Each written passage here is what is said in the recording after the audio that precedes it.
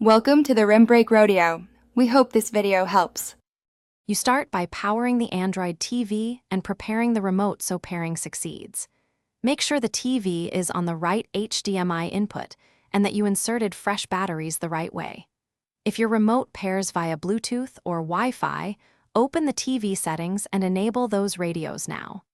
Once done, go to Settings, Remotes, and Accessories to begin discovery. This first step removes simple barriers, so pairing tools can see each other without interference or low power problems. You now initiate pairing from the TV and the remote together. In Settings, choose Remotes and Accessories, then add Accessory so the TV scans for devices. Put the remote into pairing mode by holding the manufacturer's button combination for about 3 to 7 seconds. This makes the LED blink and broadcasts its name. When the remote appears on screen, select it to connect. Make sure to wait for the confirmation message. If a code appears, enter it with the remote to complete secure pairing. You finish by verifying full functionality and addressing common failures. Test navigation, volume, and voice commands so you know everything works. If something is unresponsive, reboot the TV and reinsert fresh batteries to rule out power issues.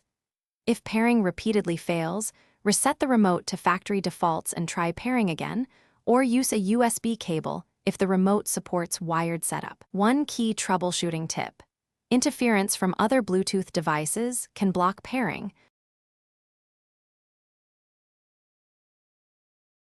Thanks for watching.